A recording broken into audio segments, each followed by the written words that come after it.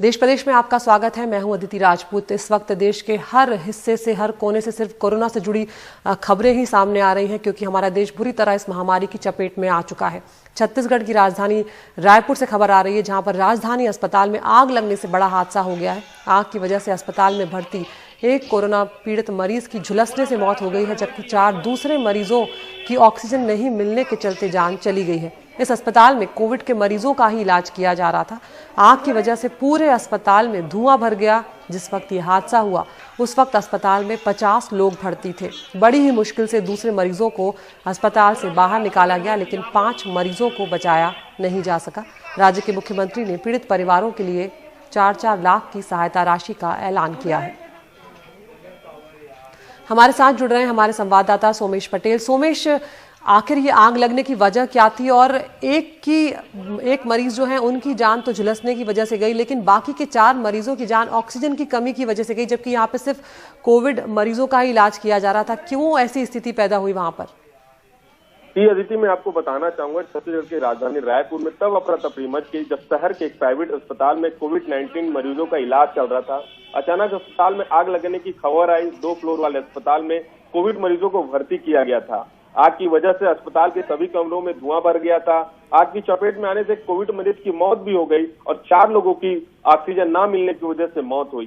किसी तरह से अंदर फंसे मरीजों को कड़ी मशक्कत के बाद बाहर निकाला गया था और दूसरे निजी अस्पताल में शिफ्ट किया गया था। अस्पताल के अंदर करीबन 50 मरीज भर्ती थे और वहीं छत्तीसगढ़ के मुख्यमंत्री जो भूपेश बघेल हैं, इस घटना को बेहद दुर्भाग्य बताया है और उन्होंने मृतक के परिवार को 4 लाख रुपए की राशि देने के लिए घोषणा की है। हमने अस्पताल प्रबंधक से भी बातचीत करना चाहा, पुलिस विभाग के लोगों से भी बातचीत करना चाहा। तो उनका कहना है कि अस्पताल प्रबंधक के खिलाफ में प्राथमिकता दर्ज की गई है।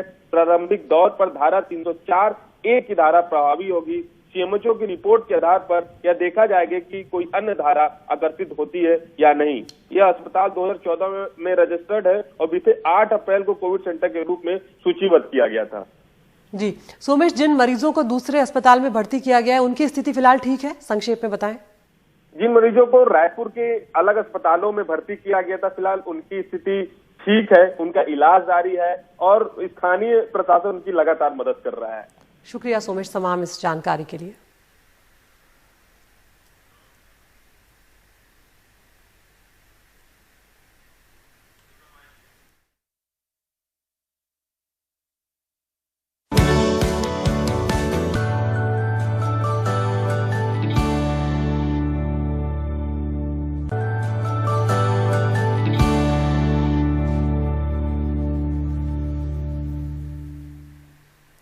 Lancet Covid India task force की रिपोर्ट के मुताबिक भारत को कम से कम 5% नमूनों का जेनेटिक सीक्वेंसिंग उनकी करना चाहिए, जबकि ये सिर्फ 1% से भी हमारे देश में कम हो रहा है। हमारी सहयोगी उमा सुधीर बता रही है कि रियल टाइम डेटा होना कितना जरूरी है, ताकि हमें पता चल सके कि कहां पर उछाल आया है और किस तरह से इसे निपटना है।